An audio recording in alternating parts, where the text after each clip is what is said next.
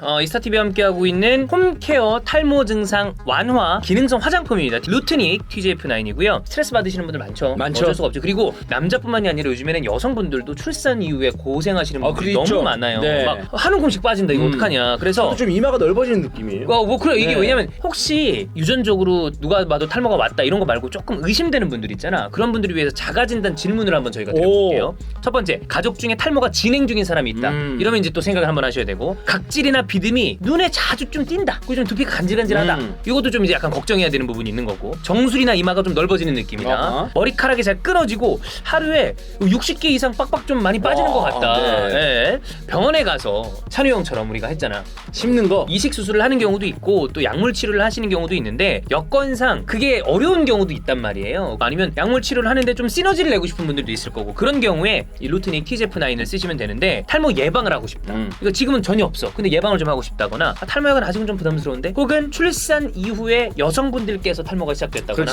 그럴 때 홈케어용입니다. 탈모 증상 완화 기능성 화장품 루트닉 TGF9 여기 쑥 넣어가지고. 그죠 이거야. 쏙 누르면 딱 나왔어요. 네. 나오면 여기서 이제 이렇게 싹 마사지하면 돼. 해주면 되니까. 이렇게 하면 여기서 약물이 쭉 하고 나옵니다. 깊숙하게 이렇게 할 수 있으니까. 저 지금 여기 좀 발랐어요. 한 거예요. 그래. 이렇게 안에. 그렇지. 이렇게. 요쪽이나 벌써 시원한 느낌. 약간 화한 느낌이 나죠. 요거 인스타몰에 있어요. 인스타몰에서 한 번씩 체크해 보시고 또 상담도 받아보시고 이러면 되겠습니다. 걱정만 한다고 하면 더 빠져. 바로바로 이제 실행 연계됩니다. 루트닉 TGF9입니다.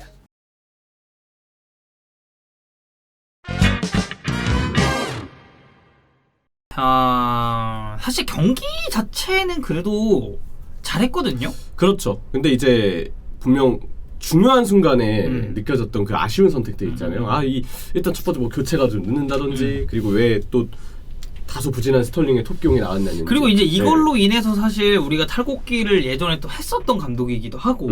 자, 오늘 어쨌든 펩 과르디올라 얘기를 저희가 좀 해볼 겁니다. 계속 얘기를 하는 부분이 있죠. 챔피언스리그 일정 때마다 2% 3%씩이 약간 부족한 부분이 있다. 아쉬운 부분이. 그러니까 사실 저는 이번 일정 같은 경우는 조금 이해가 되는 면이 있는 건 리버풀전이 있어요. 맨체스터 시티가. 그러다 보니까 멤버 구성을 하고 로테이션을 어떤 식으로 구성할지에 대해서는 펩이 좀 생각을 많이 했을 것 같긴 해요.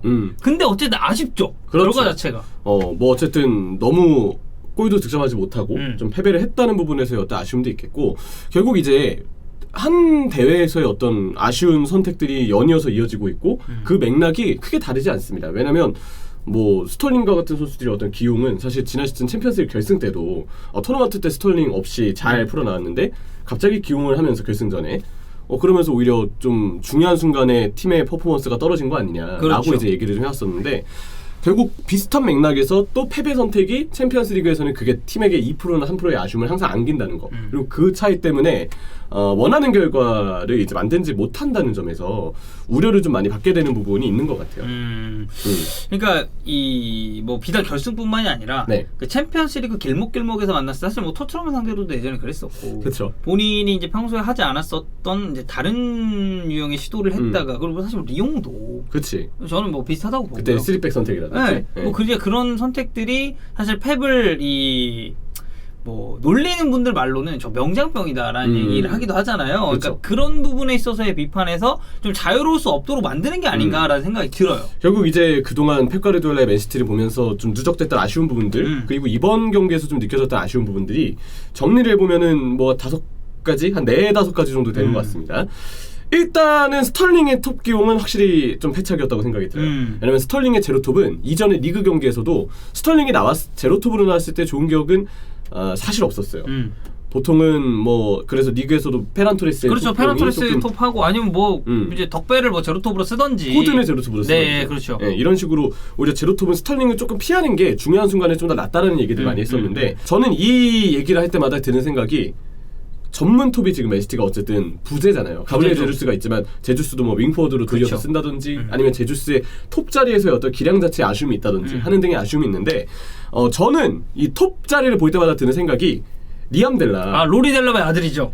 네, 리암 델랍이 아직도 올 시즌 1군에서 기회를 못 잡고 있어요. 왜냐면 프리시즌부터 제가 봤던 그 부상 횟수만 봐도 한 3번 정도 돼요.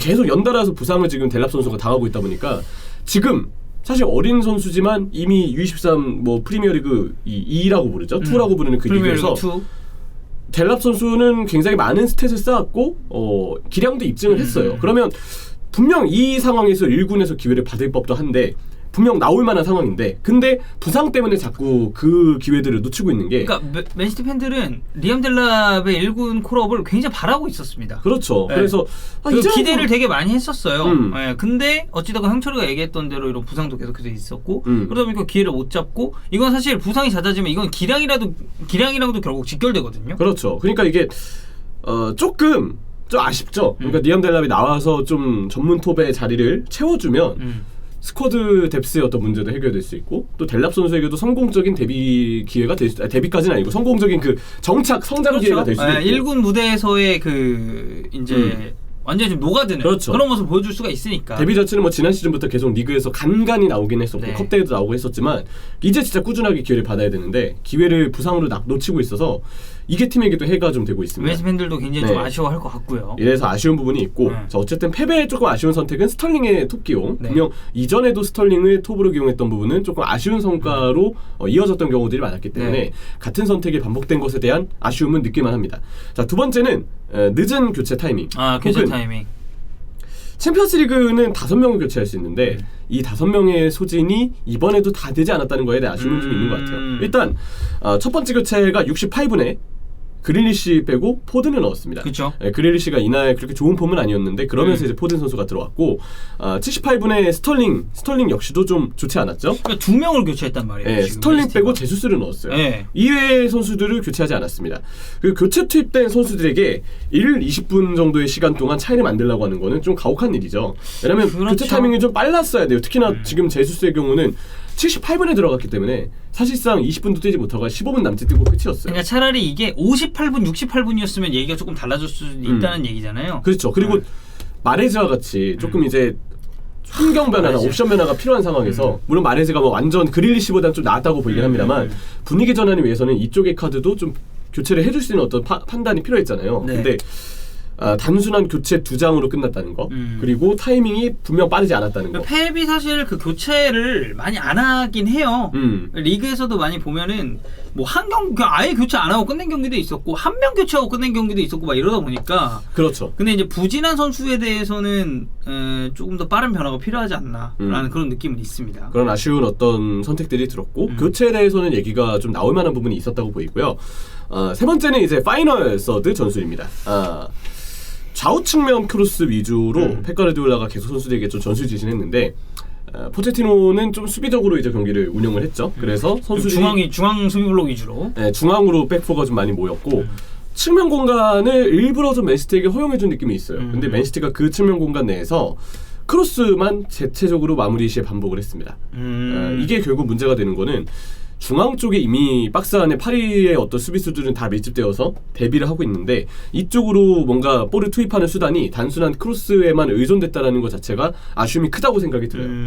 조금 더 개인 드리블을 통한 파회, 뭐 중거리 슛이 옵션이 있으면 더 좋았을 것이고 분명 그런 부분들이 있었으면 좋았을 텐데 파이널 서드 지역에서의 어떤 공격 전개는 항상 크로스에만 좀 의존된다는 부분들. 그러니까 약간 정리를 해보자면은 전방지역으로 올라갔을 때 너무 고착화된 패턴에서 여기서 좀 변화를 줄 필요가 있었던 맨시티지만 이런 부분이 잘 이루어지지 않았고 오히려 이게 파리 생제르맹이 원했었던 흐름대로 좀 흘러간 감이 있다라는 그쵸. 얘기죠. 그리고 이제 그릴리시의 부진도 좀 한몫을 했다고. 네, 맞아요. 왼쪽 위주로 이제 연계를 했는데 조금 더 템포를 빠르게 가져갔어야 했다고 보입니다. 왜냐면 그릴리시가 좀 볼 잡고 접고 조금 템포를 늦추는. 왜냐 그릴리시 스타일 자체가 좀 볼을 어쨌든 본인이 잡고 전진하고 좀 끄는 성향이 있으니까 조금 나아진다는 느낌을 경기 때마다 좀 받긴 했지만 이번 경기에서는 좀 그렇지 않았던 것 같아요. 네. 조금 그릴리시가 볼을 끄면서 템포가 오히려 조금 늦어진 그런 부분들이 있었고 또 이제 네 번째 우려점이자 나쁜 선택은 결국 이제 선수들의 어떤 체력적인 안배인데 로테이션 신경 써야 되는데 데브라이너가 지금 3일 간격으로 경기를 치르고 있는데 3경기 연속으로 선발이에요. 그쵸 계속 나오고 있죠 덕배가. 또 문제가 되는 거는 지난주 주중에 있었던 일주일 전에 카라바오컵 위컴과의 경기. 지금 위컴이 지난 시즌에 챔피언십으로 올랐다가 다시 강등이 되면서 또 3부 리그인 리그 1으로 이제 떨어졌어요. 근데 그 위컴을 상대로 데브라이너가 무려 풀타임을 뛰었습니다. 아니 그러니까 사실 그런 경기는 데브라이너 같은 이런 진짜 주축자원 완전 핵심이라서 빅경기에 써야 되는 자원들을 조금 빼줄 필요도 있거든. 그렇죠. 근데 그러지 않았고 이미 그때부터 데브라이너를 계속 좀 선발로 쓰고 있고 아까 얘기드린 것처럼 카라바오컵은 뭐 선발까지는 그럴 수 있죠. 근데 풀타임이었기 때문에 결국 이대로면 이제 이번 주 주말엔 리버풀도 상대해야 되는데 그래. 예, 과연 데브라이너를 그때 쓸 준비가 되어 있는지 그리고 뭐 쓴다 하더라도 그러면 폼이 제대로 올라올 예, 수 있을지. 선수에 대한 체력적인 관리에 대한 네. 우려는 좀 따라올 수 있겠죠. 이렇게 하다가 만약에 리버풀을 상대로 데브라이너가 뭐 못 나오진 않겠지만 갑자기 뭐 일찍 교체가 된다든지 아니요, 이러면은 진짜 안 나올 수도 있어요. 저는 손해거든. 그렇게 이렇게 될 시에는 되면은. 손해죠, 진짜. 예. 그런 부분들 때문에 운용에 대한 어떤 아쉬움도 펩 가르디올라에게 좀 느낄 수 있는 부분이라고 보입니다. 그러니까 이런 아쉬운 판단들이 사실 이제 챔피언스리그에서 계속 나오다 보니까 네. 근데 지금 맨체스터 시티가 제일 원하고 영원한 트로피가 비기어인데 그렇죠. 근데 아쉬운 선택들은 유독 챔피언스리그에서 반복되고 있고 그렇기 때문에 맨시티 팬분들은 야 우리가 펩과 함께 과연 비기어를 또 비기어를 들 수 있을까? 펩이 과연 비기어를 또 들 수 있을까? 1011 시즌 이후로 계속해서 펩 가르디올라의 개인 커리어에는 비기어가 없습니다. 이런 부분들 때문에 우려를 안 할 수가 없죠. 계속 좀 반복이 되어 왔기 때문에. 그렇죠. 그리고 여기에 더해서 펩에게는 늘 챔피언스리그에서 천적이 있었어요. 그렇죠. 뭐 사실 일단 메시가 굉장히 대표적이고 메시가 펩 가르디올라에게 무려 챔피언스리그에서 7골을 넣었고 이게 이제 펩 가르디올라가 바이에른 뮌헨을 이끌 때 당시 그 준결승에서 만나서 바르셀로나의 메시가 또 펩 가르디올라에게 날아올랐던 맞아요. 경기들이 네. 기억에 나죠. 그쵸. 제롬 보아팅이 그때 넘어지는 그 그래 그 골 진짜 개레전드거든. 진짜 레전드예요. 그 예. 통통 했는데 그냥 그래, 넘어지잖아. 크게 그리고 그때 넘어졌잖아요. 보아팅이 잘할 때야 심지어. 예. 그랬던 그 골 장면이 대표적인 것처럼 무려 펩 가르디올라에게 챔피언스리그에서만 7골을 넣었습니다. 네. 자 그리고 이제 네이마르 4골, 네이마르 많이 넣었네. 무사 덴벨레 4골, 오 무뎀? 예, 무뎀 그리고 막스웰 코르네 4골이에요. 코르네도 기억에 나는 게 리옹에서 유독 펩 가르디올라 만나면 잘했거든요. 네. 그래서 이런 부분들 때문에 유독 펩 가르디올라에게 또 챔피언스리그에서 좌절을 안기는 천적들이 있다. 이번에는 또 메시에게 당한 거죠. 그렇죠. 네. 메시에게 당한 거고. 펩의 인터뷰를 좀 보면 일단 마지막 10분 우리가 좀 더 좋았다. 수비 잘하고. 근데 사실 뭐 역습도 선보였다고 얘기를 하고 뭐 최선을 다하지만 이길 때도 있고 질 때도 있는 것 같다. 사실 맨시티가 경기를 못한 건 아니에요. 그렇죠. 네, 그러다 보니까 돈나룸마 선방이 너무 좋았고 맞아요. 돈나루마 잘하더라. 여기에 더해서 아까 얘기드린 그 파리의 중원 힘이 좀 강했다고 봐야 되겠죠. 우리 팀은 스탠포드 브릿지에서의 모습과 같았다. 그러니까 뭐 약간 그런 거죠. 예.